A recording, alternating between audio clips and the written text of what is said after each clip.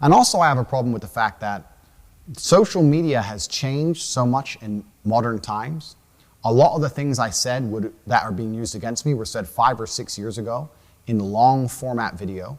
And as of late, with TikTok, with YouTube Shorts, with Instagram Reels, it's very, very easy to take 2 hours of video, snip out 10 seconds, edit it up quickly on a phone app, and then blow it up to millions and millions of views with all context removed, all tonality removed, and makes it look like I'm saying things I did not say or I mean things I did not mean. Okay, we can stop there. I think people got the idea from this. And I do think he's right on a lot of this.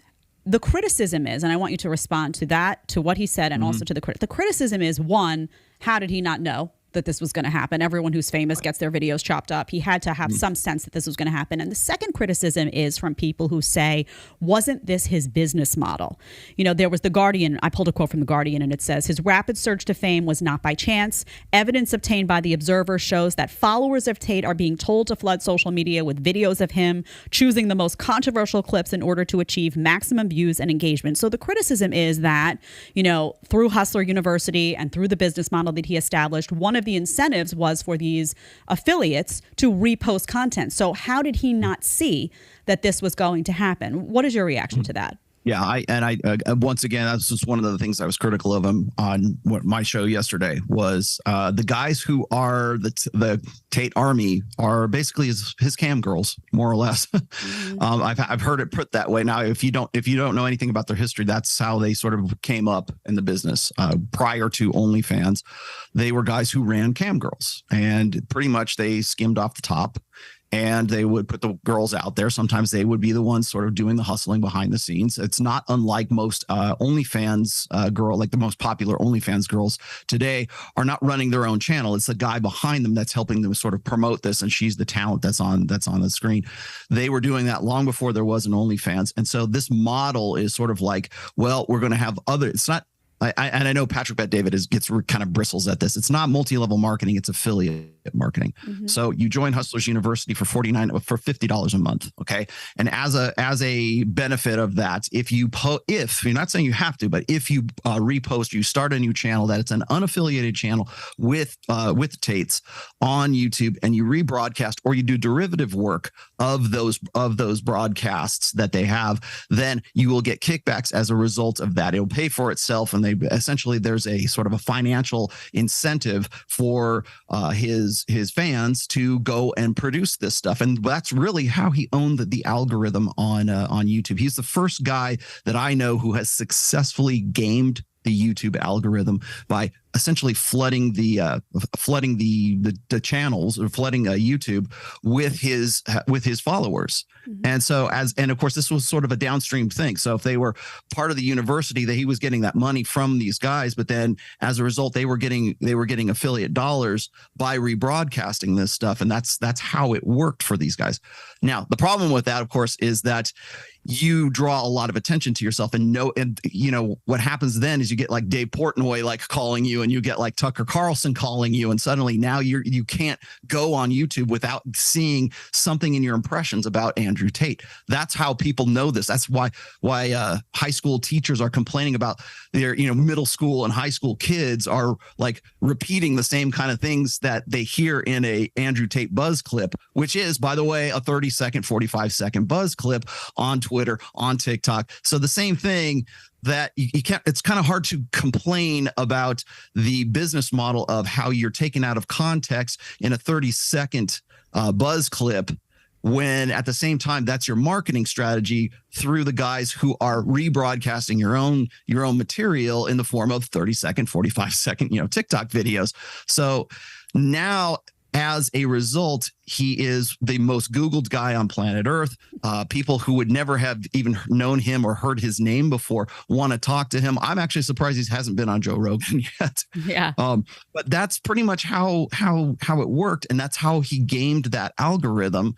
And I had a discussion not too long ago with, I think it was Adam and Patrick. I said the way that he has managed to do this is he has, like I said, he's owns the algorithm, and he's the first guy that has ever like learned how to do how to get into the impressions and work his way up through that by getting a mass of people to sort of push his material. I compared it to this. I don't know if you remember this. Back in 2021, there's a group, I think it was a Reddit group or a user group of investors. And what they did was they put all their money into like GameStop, and they put their money into AMC theaters back then, so that they could sort of screw over the Wall Street big guys who knew that those stocks were going to take a hit. And so they were putting put options against it. So all these guys got together and said, okay, here's what we're going to do. We're going to buy up GameStop, and we're going to buy up AMC theaters right now. And so we can stick it to these Wall Street guys. And some guys made a lot of money off of it.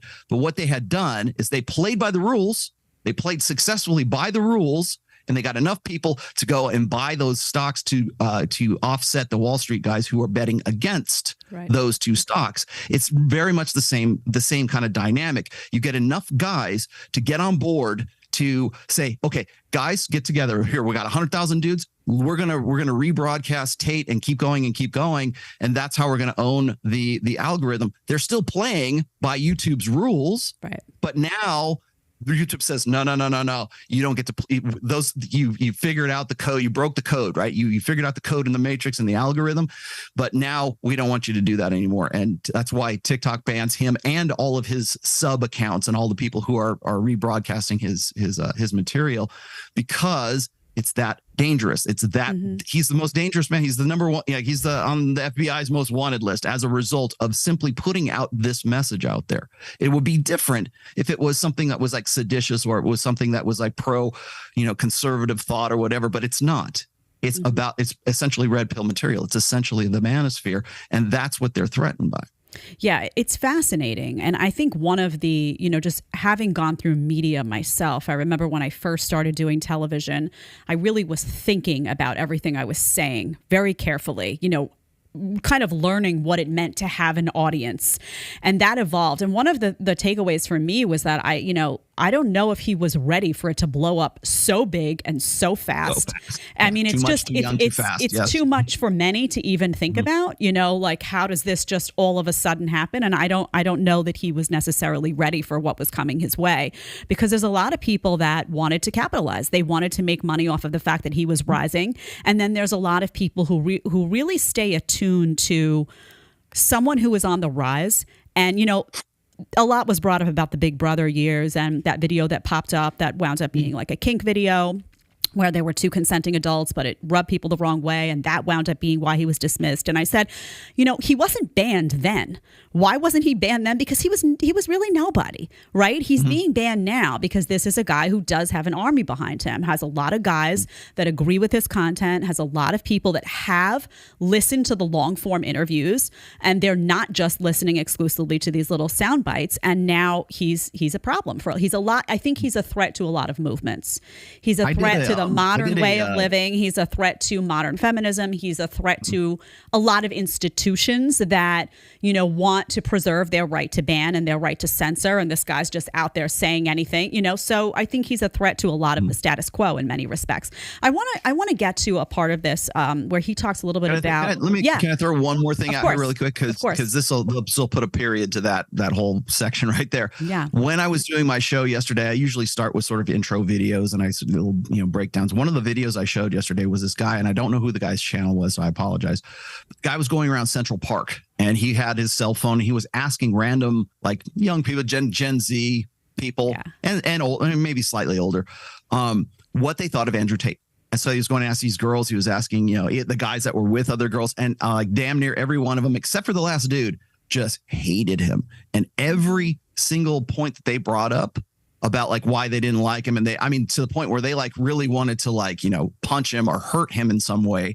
The reason why they had come up with this is because they had seen those 30-second buzz clips. That's all their impression of him was, and that's all it took for this guy who's going around Central Park, doing these on the street kind of videos and asking these people. And that's all it took to get to a level of anger and a level of, like, to get that outrage out of these young people who had probably only seen those 30-second buzz clips of him talking about whatever. They had never gone into like the long form videos, like when he did the show with Sheon Reynolds and some other stuff as well. But that right there, like after I put that up, I go, man, that's actually pretty scary. Well, yeah, and it's indicative of the times, right? As you were saying before, I mean, I don't think we're in times where people are inquisitive, where they're curious. They're lazy. People are lazy, and they look and they want to be mad all the time. Someone's always the enemy. You know, they'd rather get upset and pound and scream that than have a conversation. So, you know, he's also operating at a time when people have no attention span, when all these mediums are active that edit and the sound bites, and you know, it's not a great time for someone who does have controversial things to say, but really benefits from a long form interview, which he does, because I've watched them and I see how I really looked, and I even tried to crop some and said, wow, well, if I took just this and this, I would have this reaction, but if I hear all of this, I still disagree, but it's a very different reaction than what I would have had. So, but it takes effort, right? Not everyone's going to sit here and do what I just did because they don't care. They'd rather just watch 30 seconds, be mad, and go on with their day, right? To the next thing they can be mad about. So I want to pull something. It's what I call this in the past, outrage brokership. That's yes. what it is. I come from politics.